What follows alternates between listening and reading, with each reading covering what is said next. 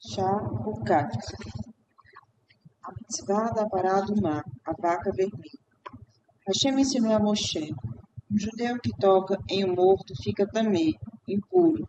Ele não entrará no acampamento da Shekinah. Como ele pode ficar puro novamente? Ele deve contar 7 dias. No terceiro e sétimo dia, um cohen borrifará nele uma mistura de cinzas da vaca vermelha e a água. No sétimo dia, ele imergirá em um mikve e estará puro à noite. Moshe perguntou: por que as cinzas da vaca vermelha purificam uma pessoa também? Isso é um segredo. Hashem respondeu, que é muito difícil para Bnei Israel entenderem. Mas você, Moshe, é tão sábio quanto um anjo. Somente a você eu explicarei as razões para essa mitzvah. Ao ensinar essa mitzvah a Bnei Israel, Moshe os advertiu. Essa mitzvah é uma lei para a qual Hashem não dá razões. As nações do mundo os ridicularizarão por cumpri-la. E até vocês mesmos poderão perguntar, essa mitzvah faz sentido? Não há resposta, exceto que devemos cumpri-la porque ela é um mandamento de Deus. Hashem recompensará você por guardá-la, mesmo que não a entendam. Como a pará do mar era preparada? A primeira pará do mar foi preparada pelo filho de Aharon, Elazar. Moshe orientou: use uma vaca completamente vermelha. Se ela tiver 2 fios pretos no seu corpo, ela não é kasher para a mitzvah. Também, se o jugo já foi colocado em suas costas, ela não pode ser usada. A vaca vermelha não pode ter um defeito, tal como um corbã. Quando uma vaca assim for encontrada, ela foi trazida para Elazar. Elazar levou a vaca para fora dos 3 acampamentos: o acampamento da Shekinah, o acampamento do Levim e o acampamento de Israel. Aí, então, ela foi abatida na frente de Elazar. Ele mergulhou seu dedo no sangue da vaca e o borrifou 7 vezes em direção ao Mishka. Então Elazar supervisionou a queima da vaca. Madeira foi acesa e a vaca inteira, com sua pele e sangue, foi atirada no fogo. Depois um cohen jogou no fogo um graveto de madeira de cedro e um ramo de grama Ezov amarrados em um cordão vermelho. Elazar e a pessoa que havia queimado a vaca ficaram temeim até a noite, impuros. Eles emergiram no mikve a fim de ficarem puros novamente. Como as cinzas da vaca fizeram com que aquelas que haviam preparado ficassem temeim, se as mesmas cinzas eram usadas para purificar quem estava impuro? Isso é parte do segredo da pará do mar.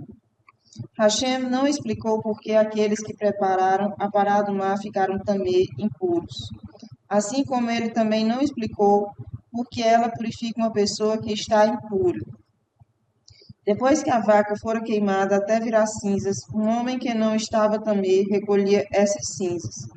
Ele também ficou também até a noite, bem como todo aquele que carregava ou tocava nas cinzas da pará do mar. As cinzas estavam agora prontas para ser usadas. Elas foram divididas em 3 partes e colocadas em lugares diferentes. Foram então misturadas com a água fresca da fonte para serem borrifadas em um indivíduo que estivesse também. Alusões na mitzvah da pará do mar. Embora Hashem não nos tenha dado as razões para a mitzvah da pará do mar, nossos Rahamim nos deram algumas indicações que nos ajudam a entendê-lo. Quando os judeus cumprem a mitzvah da pará do mar, Hashem os perdoa pelo pecado do bezerro de ouro. Isso explica porque Hashem ordenou que a mitzvah fosse cumprida com uma vaca e não com qualquer outro animal. Olhar para a vaca faz com que Bnei Israel se recordem do pecado do bezerro de ouro. Eles ficam mais humildes e fazem techuvá. Como a visão da vaca ajuda-os a purificarem seus corações do pecado, Hashem ordenou que as cinzas da vaca os purificassem da tumá. Por que a vaca deveria ser vermelha e não de outra cor? A cor vermelha sempre alude a um haverá, enquanto o branco alude à pureza. Ao olhar para a vaca vermelha, Bnei Israel são lembrados de seus pecados. Número 2. O ouro tem um brilho vermelho. A vaca vermelha espia pelo ouro que Bnei Israel doaram para fazer o bezerro de ouro. Porque a vaca deve ser perfeita sem o mundo. Isso indica que antes de pecar com o bezerro de ouro, Bnei Israel eram perfeitos, porque haviam acabado de receber a Torá. Porém, ao fazer o bezerro, eles perderam sua perfeição. Porque a vaca é queimada, de novo, para lembrar Bnei Israel sobre o bezerro de ouro, que também foi queimado por Moshe. Porque a madeira de um cedro e grama de esope são atirados no fogo. O cedro é a mais alta das árvores, e o esope o mais baixo dos arbustos.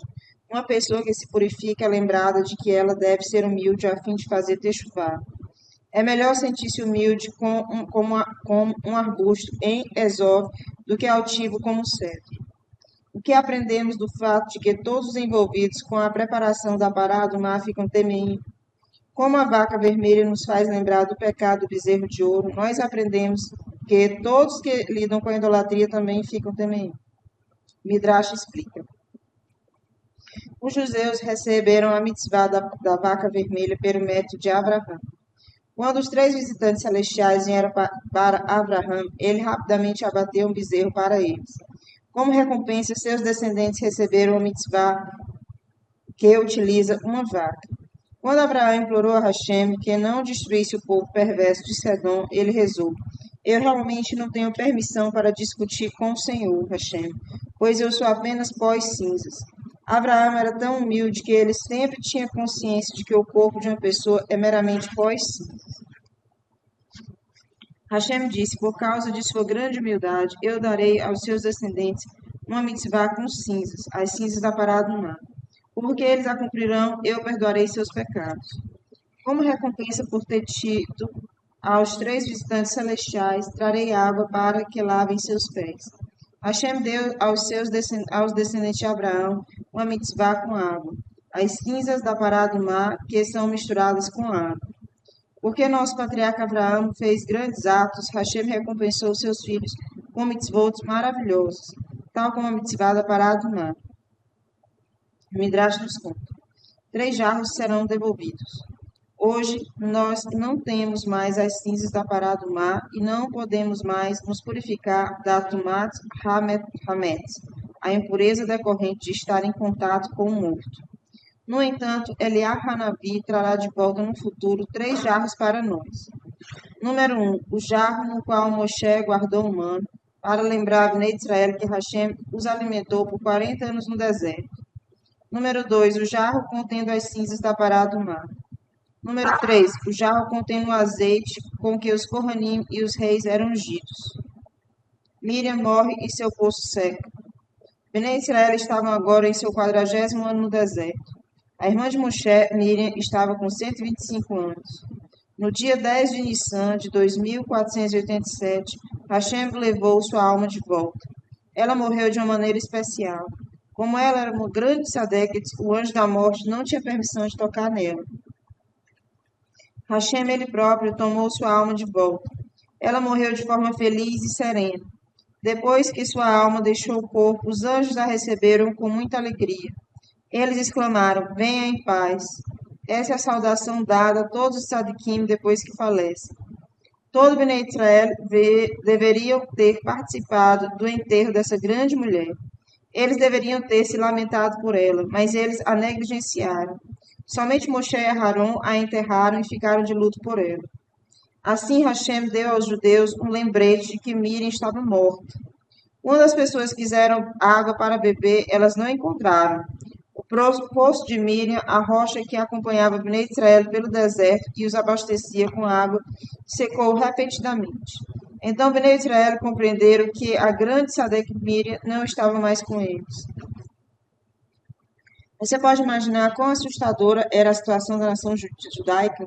Ali estavam milhões de pessoas no deserto, com crianças pequenas e bebês, e nenhuma gota sequer de água.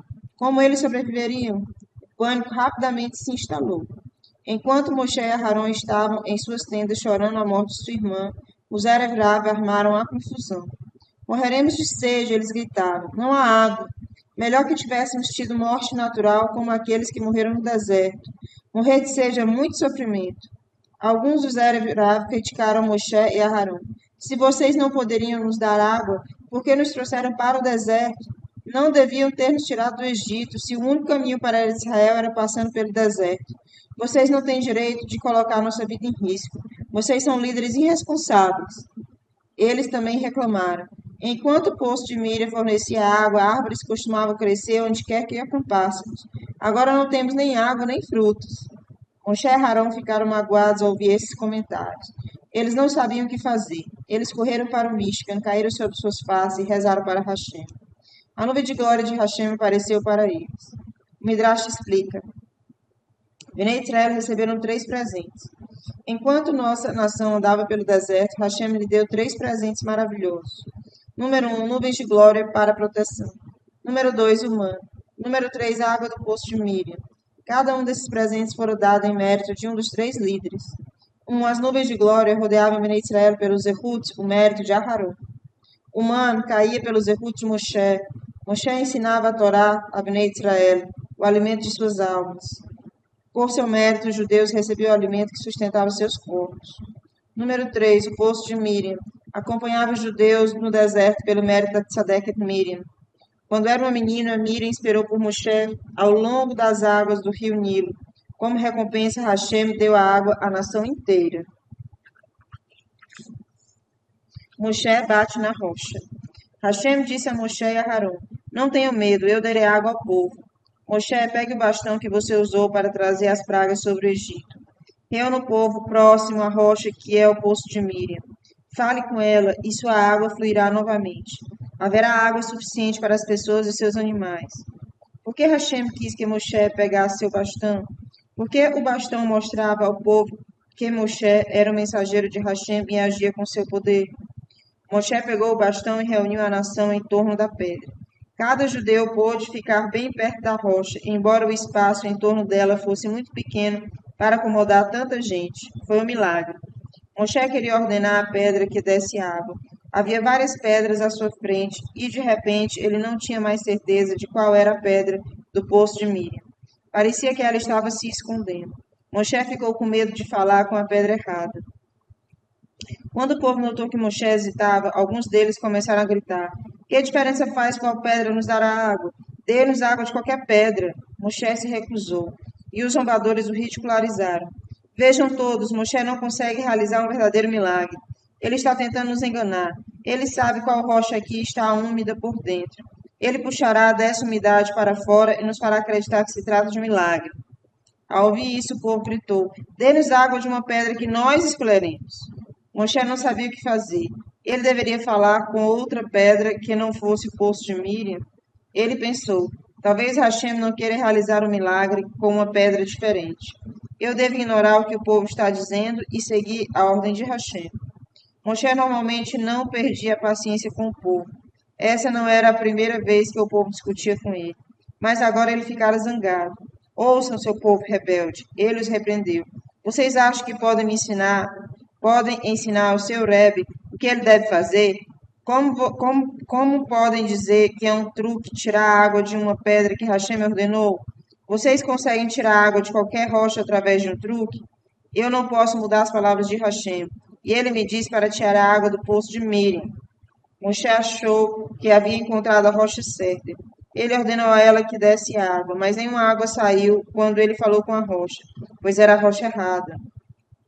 Ele pensou, talvez porque Bnei Israel respeitaram seu Rebbe, Hashem não queria mais realizar o grande milagre de uma rocha dar água depois que ele é dito para fazer isso. Talvez eu deva bater nela, tal como bati na pedra em Massá o Merivá. Moshe cometeu um erro. Da última vez, em Massá o Merivá, Hashem dissera a Moshe que batesse na pedra. Mas agora ele queria que Moshe falasse com ela. Como Moshe pôde cometer tal erro? Ele estava exaltado com o povo. Normalmente, quem fica zangado comete erros. Assim, Moshe erroneamente decidiu golpear a pedra com seu bastão. Dessa vez, Moshe golpeou a pedra, que era o poço de Miriam. No entanto, ela soltou apenas algumas gotas de água para indicar a Moshe que ele deveria falar com ela. Mas, ao invés disso, ele a golpeou uma segunda vez. Agora, muita água jorrou dela. Bnei Israel e seus animais puderam beber o quanto desejaram. A partir desse momento, o poço de Miriam voltou a dar água. Ele acompanhou o Bnei Israel através do deserto, tal como quando Miriam ainda vivia. Moshe e Aarão são repreendidos e punidos severamente por Hashem. Hashem ficou zangado com Moshe e Aarão. Ele jurou: Vocês dois morrerão no deserto, porque não acreditaram em mim. Vocês não entrarão com o povo em Eretz Israel. O que Moshe e Aarão fizeram de errado? Quando Hashem nos criticou, vocês não acreditaram em mim? Ele queria dizer: por que Moshe, você pensou que eu não daria água para os judeus caso ele escolhesse uma pedra diferente? Lembre-se, eu fiz uma fonte aparecer para Agar no deserto, quando seu filho Ismael estava com sede. Ela recebeu água pelo Zerut de apenas um tzadik, Abraham. Para a nação judaica inteira, eu com certeza daria água de qualquer rocha. Lembre-se quando Bnei Israel atravessaram Iansur. Uma criança tinha apenas que dizer à sua mãe: Estou com sede. Quando a mãe recolhia um pouco de água não potável das paredes do Iansur, ela se transformava em água fresca e potável para beber. Eu realizei esse milagre antes mesmo de Bnei Israel receber a Torá. Agora que eles aceitaram a Torá, eu com certeza realizaria um milagre semelhante. Conforme explicado antes, Moshe tinha boas razões para se recusar a ouvir o povo e trazer água de outra pedra que não fosse o poço de Miriam. Ele agiu Lechem Shammai. Ainda assim, Hashem o repreendeu porque era um tzadik especial. Tzadikim são responsabilizados mesmo pelos menores erros. Hashem também criticou Moshe e Aharon. Vocês não realizaram o que dos Hashem que deveriam. O que ele quis dizer com isso? Se Moshe tivesse falado com a pedra, Bnei Israel teriam pensado: Vejam até como uma pedra obedece a Hashem ao ouvir o seu comando. Nós com certeza devemos escutar Hashem. Mas agora eles pensarão: a pedra deve ser golpeada para que obedeça. Nós também ouviremos, mas somente se formos obrigados a obedecer. Hashem queria que Bnei Israel aprendessem com o milagre a servi-lo com mais amor. Mas quando a pedra foi golpeada, eles não aprenderam isso. Hashem também repreendeu Moshe e Aharon. Por que vocês chamaram Bnei Israel de povo rebelde? Eles são filhos de Abraão, Isaque e Jacó. É claro que Moshe fez isso Lechem Shammai. Ele usou a expressão povo rebelde para que eles melhorassem seu comportamento. Ainda assim, Hashem o criticou por perder a paciência e usar essa expressão. Quando Moshe ouviu que seria severamente punido, ele não se defendeu. Ele tentou apenas defender Aharon. O que Aharon fez de errado? Ele perguntou a Hashem. Realmente Aharon não fez nada de errado. Então, por que ele também seria punido com a morte no deserto? A resposta é que Aharon estava ao lado de Moshe quando ele bateu na pedra e não disse nada. Para um homem tão sagrado quanto Aharon, isso foi considerado pecado. Aharon aceitou o julgamento de Hashem sem contestar. A Torá chama o lugar onde Moshe e Aharon cometeram o pecado de as águas da discórdia. Nesse local, Bnei Israel brigaram e argumentaram contra Moshe e Aharon e Hashem. Isso fez com que Moshe e Aharon morressem no deserto. Moshe envia mensageiros para o rei de Edom. Bnei Israel estavam agora em Kadesh, próximo ao território de Edom. Depois de atravessar Edom, eles chegariam a Eretz Israel. Moshe enviou mensageiros ao rei de Edom. Eles pediram ao rei: Por favor, deixe-nos passar pelo seu território. Nós não causaremos nenhum dano à terra. Não passaremos pelos campos e vinhedos e amordaçaremos nossos animais. Vocês até mesmo ganharão dinheiro, pois compraremos comida e água de vocês, embora tenhamos nossas próprias provisões. Moshe sabia que morreria tão logo Israel chegasse em Eretz Israel. Ainda assim, ele não tentou atrasar a chegada do povo. Ele era um líder fiel ao povo judeu, sempre considerando o que era melhor para o povo. Assim, ele tentou convencer Edom a deixar os judeus atravessarem. Mas o rei de Edom era perverso. Se vocês passarem pelo nosso país, ele disse aos emissários de Moshe, nós atacaremos vocês. Bnei Israel tentaram enviar mensageiros mais uma vez. O rei de Edom, então, deslocou seu exército para a fronteira do país. Seus soldados se prepararam para lutar contra Bnei Israel. Bnei Israel também se prepararam para a luta. Eles iriam forçar sua passagem por Edom. Mas Hashem advertiu Moshe, não lute contra Edom, você não deve conquistar essa nação. A época certa ainda não chegou. Quando Bnei Israel ouviram a ordem de Hashem, eles se afastaram de Edom. Eles circularam o país, fazendo uma rota muito mais longa para chegar até Eretz Israel. Depois disso, Bnei Israel enviaram mensageiros a Moabe, pedindo permissão ao seu rei para atravessarem sua terra. Mas o rei de Moabe não deixou. Hashem também não permitiu que Bnei Israel lutasse contra Moabe. Aharon morre no deserto. Em seu 40º ano no deserto, Bnei Israel acamparam aos pés do monte Or-Ha-Hahar. Hashem disse a Moshe: Aharon morrerá nessa montanha. Dê a notícia a ele de forma gentil. Peça a ele que acompanhe você ao topo do Hor-Hahar, juntamente com seu filho Elazar. Remova as Bigdei Keruná de Aharon e vista Elazar com eles. Era difícil para Moshe dizer ao seu irmão que ele iria morrer, mas ele cumpriu imediatamente a ordem de Hashem. Moshe disse: Meu irmão, Aharon, você quer saber algo que a Torá fala sobre o nosso patriarca Abraão? Sim, respondeu Aharon, ensine-me. Moshe continuou: No final da vida de Abraão, Hashem lhe disse: Você irá para os seus antepassados em paz. Moshe esperava que Aharon perguntasse então o que isso tinha a ver com ele. Ou talvez ele simplesmente entenderia que sua própria morte estava próxima. Mas Aharon não perguntou nada. Assim Moshe tentou um caminho diferente. Ele perguntou: Meu irmão Aharon, se Hashem dissesse que você morreria dentro de 100 anos, o que você responderia? Aharon disse: Eu diria: Hashem é juiz verdadeiro e justo. Moshe continuou: E se ele falasse: Você morrerá hoje? O que você diria então? Aharon respondeu: Eu diria: Hashem é um juiz justo e leal. Moshe disse a Aharon: Você aceitou a vontade de Hashem. Vamos para o topo do Hor-Hahar, pois foi isso que Hashem me ordenou. Junto com Eleazar, filho de Aharon, Moshe e Aharon subiram até o topo da montanha. Bnei Israel viram ele se afastando. Aharon, vestido em suas gloriosas Bignei Keruná, diligentemente seguia Moshe. Hashem comentou com os anjos do céu: Vocês admiraram Itzhak quando ele obedientemente subiu no Misbeach e permitiu que seu pai Abraham preparasse sua faca para batê-lo. Agora olhem para baixo de novo. O tzadik Aharon segue seu irmão mais novo, embora ele saiba que está caminhando para a morte. Havia uma gruta no topo da montanha. Os três entraram ali. Lá dentro, eles encontraram uma cama coberta com linho e uma vela acesa. Hashem ordenou que eu tirasse suas Biknei Keruná e as vestisse em Elazar. Moshe disse a Aharon: Hashem quer que você veja seu filho assumindo seu lugar. Isso é algo maravilhoso para você. Moshe e Elazar beijaram uma das faces de Aharon para se despedir dele. Então Moshe começou a tirar as roupas de seu irmão. Assim que Moshe removia uma peça de roupa de Aharon, os anjos de Hashem o cobriam com uma nuvem naquele lugar. Como você se sente? Moshe perguntou a Aharon.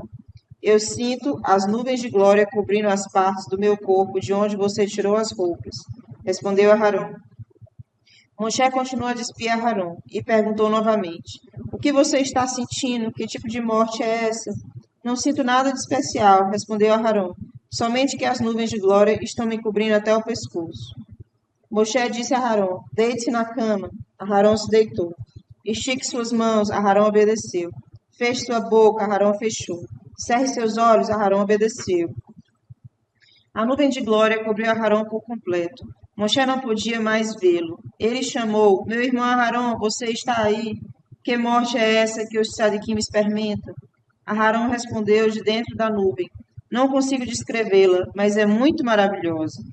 Ao ouvir isso, Moshe pensou: Peço para Hashem que me deixe morrer dessa forma também. Moshe e Eleazar saíram da gruta. Ela se fechou atrás deles. Bnei Israel lamentaram a morte de Aharon. Bnei Israel esperavam ao pé da montanha. Eles queriam ver Aharon voltando. O povo amava Aharon porque ele era uma pessoa afetuosa e amiga. Ele sempre tentava parar brigas e fazer todos se sentirem bem. Mas eles viram somente Moshe e Elazar voltando da montanha. As roupas de Moshe estavam rasgadas e ele tinha cinza sobre sua cabeça. Yetzer Hará persuadiu os agitados judeus a acusarem os dois. Onde está Aharon? Eles gritaram. Hashem o levou para uma vida melhor no Gan Eden, respondeu Moshe e Eleazar. Não acreditamos em vocês, o povo gritou. Talvez Aharon tenha feito algo errado e você, Moshe, decidiu que ele merecia morrer. Bnei Israel estavam muito agitados. Hashem ordenou aos anjos: ergam o caixão de Aharão bem alto para que todos os Bnei Israel vejam. Os anjos obedeceram e Bnei Israel viram como a Shekinah, por assim dizer, andava à frente do caixão de Aharão e estava de luto por ele. Hashem e os anjos se lamentaram. Aharão ensinou a Torá ao povo e jamais se desviou do caminho da verdade. Ele fez a paz entre os judeus e evitou que vários deles fizessem averotos. Bnei Israel viram Hashem e suas hostes celestiais lamentando por Aharão. Todos os homens, mulheres e até mesmo crianças começaram a chorar e lamentar a morte de Aharão. 80.000 meninos que se chamavam Aharão caminharam junto com o caixão de Aharão que eles viram no céu. Como pode ser que tantos meninos se chamassem Aharão? Sempre que Aharão fazia a paz entre marido e esposa, o casal dava o nome de Aharão à primeira criança nascida depois disso. Todos esses Aharões davam ao irmão de Moshe a maior das honrarias. Eles entendiam que haviam nascido somente porque Aharão havia mantido seus pais juntos. Amaleque ataca Bnei Israel. Enquanto Aharão vivia, nuvens de glória rodeavam Bnei Israel por todos os lados, graças ao seu mérito. Quando ele morreu, as nuvens de glória desapareceram. Bnei Israel se sentiram como uma mulher que costumava usar um chapéu e de repente o perdeu com o vento. Já que o povo não estava mais protegido pelas nuvens, eles seguiram o Aharão mais de perto. O Aharão matava as cobras e escorpiões no caminho, tal como a nuvem fazia. Enquanto as nuvens rodeavam o acampamento de Bnei Israel, as outras nações tinham medo de atacá-lo. Os Amalequim eram velhos inimigos de Bnei Israel, que há muito esperavam por uma oportunidade de atacar. Agora eles diziam uns aos outros: vamos lutar contra Bnei Israel. Moshe está de luto, Eleazar também está enlutado, os judeus estão chorando, e não há mais nuvens de glória para protegê-los. Os Amalequim imobilizaram seu exército para atacarem Bnei Israel. Por que Hashem permitiu que isso acontecesse? Sempre que tzadikim deixam esse mundo, algum infortúnio acontece. Seus errut, mérito, não mais protege os judeus. O Midrash nos conta. A morte de um tzadik causa infortúnios. Quando Ravi Assi morreu, uma tempestade violenta veio e arrancou todas as árvores de onde ele morava. Quando Ravi Hanurná morreu, caiu granizo do céu e destruiu todos os grãos dos campos. Durante sua vida, Hashem dava a chuva por seu mérito. Quando Rabi Yehudá Hanassi e Rabi Yosef morreram, as pontes em suas cidades desmoronaram. Isso aconteceu depois das mortes de Abai e Rava também. Esses tzadikim faziam com que Hashem desse Parnassá para os judeus. Quando eles morreram, o tráfico parou porque as pontes desmoronaram. O comércio parou e o povo perdeu sua Parnassá. Quando Rabi Mesharshia morreu, as árvores em sua região passaram a produzir espinhos ao invés de frutas. Enquanto ele vivia, ele estava torado dia e noite. Tâmaras deliciosas cresciam nas árvores. Como ninguém se igualava a ele em estudos, as árvores passaram a dar espinhos no lugar de tâmaras depois de sua morte. Nessa paraxá aprendemos sobre dois grandes tzadikim cujas mortes causaram grande perda a Bnei Israel. Depois que Miriam morreu, seu posto desapareceu.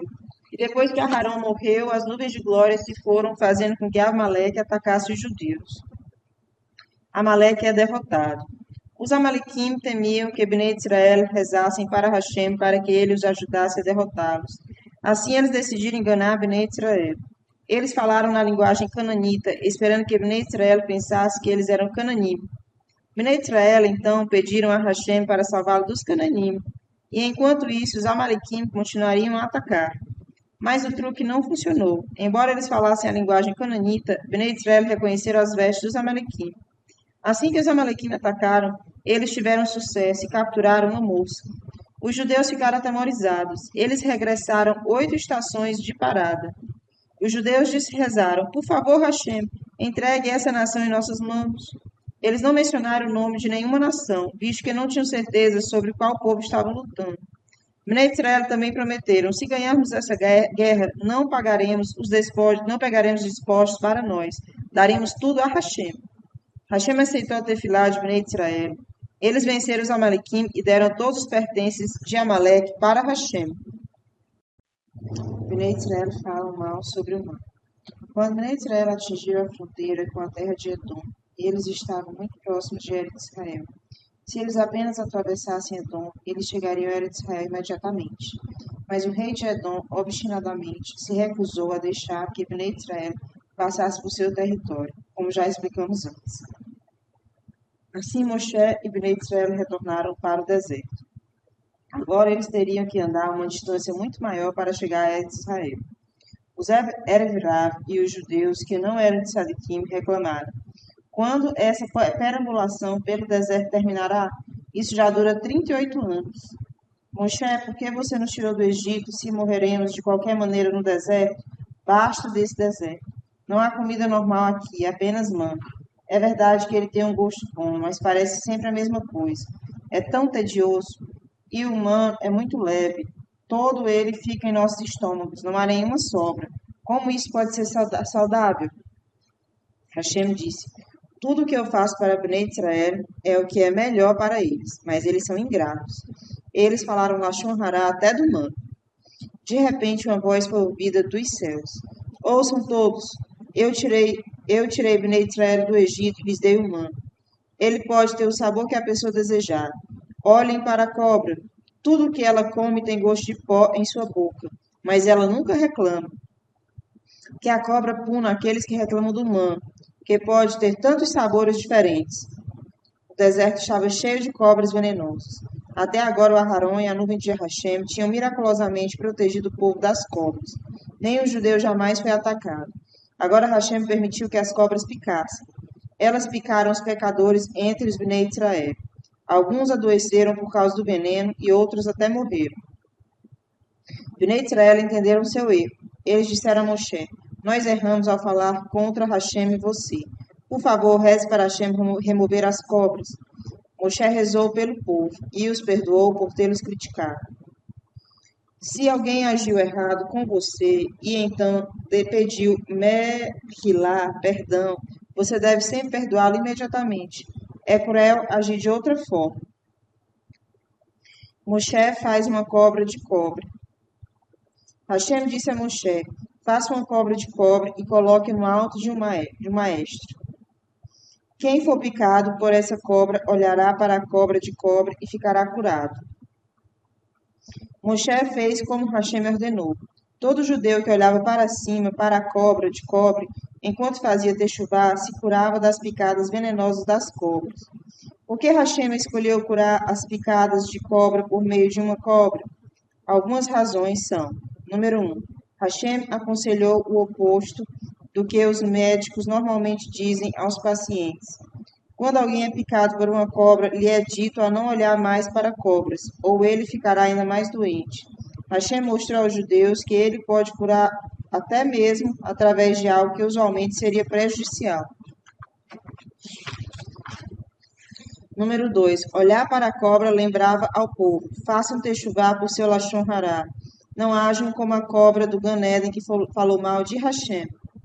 O poço de Miriam informa Bnei Israel sobre um grande milagre. O poço de Miriam parou de dar água depois que Miriam morreu. No entanto, quando Moshe golpeou com seu bastão, suas águas voltaram a jorrar. A fonte continuou a viajar com Bnei Israel. No 40º ano do deserto, Hashem realizou um grande milagre para Bnei Israel, que ele tornou conhecido ao povo por meio do poço de Miriam. Quando Bnei Israel viram o milagre, eles entoaram uma canção de louvor a Hashem pelo poço. Isso foi o que aconteceu. Enquanto os judeus viajavam ao longo da fronteira de Moab para chegar a Eretz Israel, eles passaram por um vale.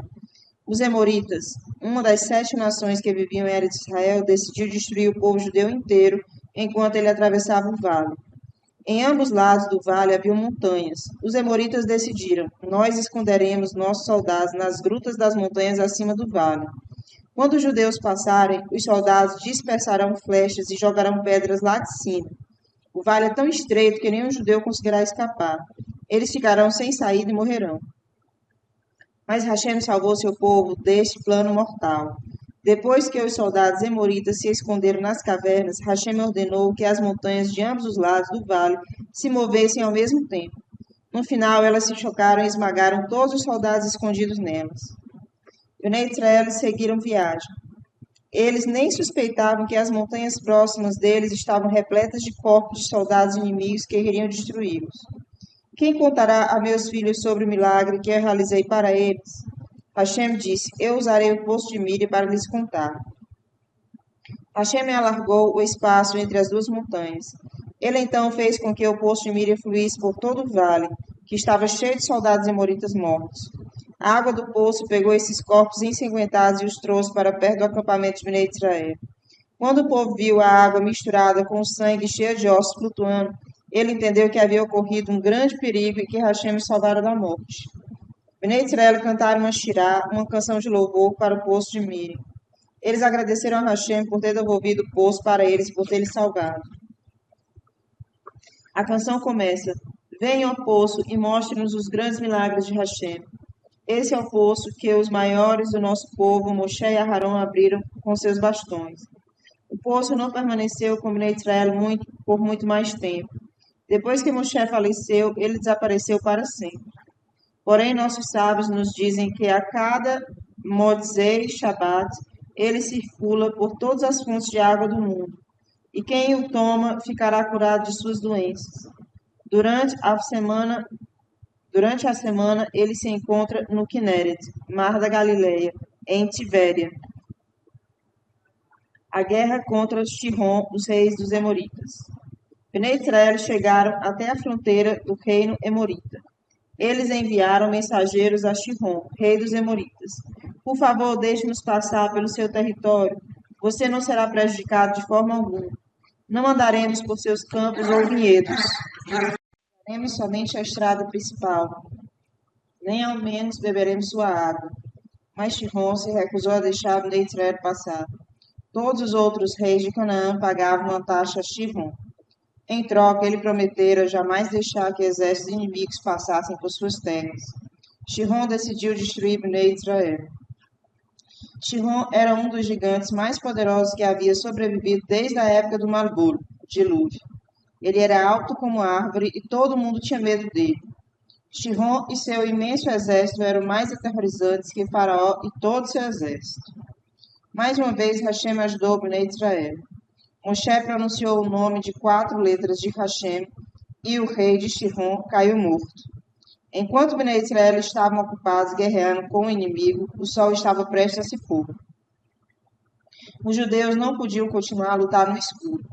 Hashem fez o sol permanecer no céu e o dia se prolongou até a batalha terminar. Bnei Israel ganharam a guerra contra Sihon e seu exército. Eles conquistaram o reino Emorita.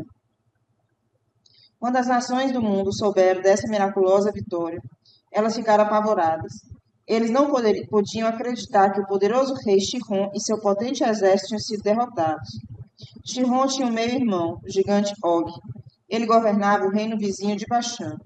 Ao ouvir sobre a morte de Sihon, ele preparou seu exército para lutar contra Bnei Israel. A guerra de Og, rei de Baxã. Moshe estava com medo de lutar contra Og. A razão para esse medo não era porque Og era o gigante mais forte do mundo. Moshe sabia que com a ajuda de Hashem ele conseguiria vencer até o mais forte dos inimigos. Por que então ele estava com medo? Havia 3 coisas que preocupavam Moshe. Número 1. Antes da guerra contra Sihon, Bnei Israel prometeram destruir o inimigo inteiro, não deixando um único soldado vivo. Moshe estava com medo de que talvez eles não tivessem cumprido sua promessa por completo. Talvez alguns judeus tivessem poupado 1 ou 2 soldados inimigos para usá-los como escravos. Também era possível que alguns judeus individualmente houvessem cometido outras averotas durante a guerra. Nesse caso, Hashem poderia não ajudar Bnei Israel na batalha. Número 2. Og tinha mais de 500 anos. Ele deveria ter algum zehut especial e mérito especial. Moshe sabia que quando Lot foi capturado, Og correu para contar a Abraão. Ele tinha a maravilhosa mitzvah de ter ajudado Tzadik a Abraão.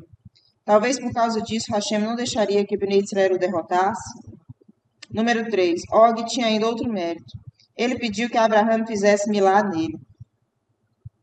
Quando Og viu o exército judaico, ele se vangloriou. Eu ganharei, meu mérito me ajudará. Eu fiz uma milá muito antes de qualquer um dos Bnei Israel. No entanto, Hashem acalmou Moshe. Você não tem motivo de ficar com medo. Eu estarei do seu lado. Og não sobreviverá. Ele não agiu Leshem Shammai ao informar Abraão sobre a prisão de Ló. Ele queria, na verdade, que Abraão fosse morto na guerra para que ele pudesse casar com Sara. Isso a Milá também não já ajudará. Ele não é um homem sagrado. Ele é, na verdade, um rachá, um perverso. Bnei Israel se prepararam para a luta. O próprio Moshe matou o gigante Og. Bnei Israel destruíram os filhos de Og e seus soldados. O poderoso reino de Baxã foi conquistado. Nossos sábios nos contam como Moshe matou o gigante Og. Og olhou para o acampamento de Bnei Israel. Ele pensou: pegarei uma rocha do tamanho do acampamento, jogarei sobre os judeus e destruirei todo o povo de uma vez só. O poderoso gigante encontrou uma rocha do tamanho de uma pequena montanha. Ele a ergueu e se preparou para jogá-la sobre Bnei Israel como uma bomba mortífera. Mas Hashem fez com que o exército de formigas perfurasse incontáveis buracos na rocha arenosa. Quando Og a levou, a parte de dentro da rocha esfarelou. A parte de fora caiu sobre a cabeça do gigante e ficou como um anel em torno de seu pescoço. Og tentou se livrar da rocha em torno de sua cabeça, mas seus longos dentes ficaram presos nela. Ele não podia movê-la sem se quebrar seus dentes. Enquanto isso, Moshe tinha 10 amotes de altura. Pegou um machado de 10 amotes de comprimento e pulou 10 amotes no ar. Dessa altura, ele atingiu o tornozelo de Og, que estava a cerca de 30 amotes do chão. Moshe enfiou o machado no pé de Og. O gigante caiu para trás e morreu. Na época do Talmud, ainda era conhecida a rocha com a qual Og tentara destruir os judeus. Sempre que um judeu passava por essa rocha, ele dizia Abrahá, a bênção. Abençoado é o Senhor Hashem, Rei do Universo, que realizou um milagre para Bnei Israel nesse lugar.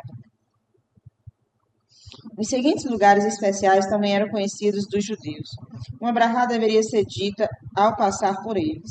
O lugar onde Bnei Israel atravessaram em Yosuf, o vale onde os demoritas tentaram destruir Bnei Israel, a pedra sobre a qual Moshe se sentou durante a guerra contra Amaleque, Parashá, Bechalá, o pilar de sal em que se transformou a esposa de Ló, a parede de Jericó que afundou na terra na época de Yehoshua. O que aprendemos da batalha contra Og? De acordo com algumas explicações, o relato do Midrash sobre a batalha de Moshe contra Og possui um significado mais profundo. A pergunta é: quem tinha Zerut maior, Moshe ou Og? O machado de Moshe é outra denominação para o seu Zerut, mérito. Com ele, Moshe venceu Og. Ele atingiu o machado no tornozelo de Og. Significa que, embora Og certa vez tenha ocorrido para ajudar Abraão, Moshe se sobrepôs a esse mérito porque Og era um rachá. Assim, Og perdeu a batalha. Esse Midrash ensina que não é a pessoa fisicamente mais forte que ganha uma guerra, mas sim aquela que tem um zerut maior, aquela que tem um mérito maior.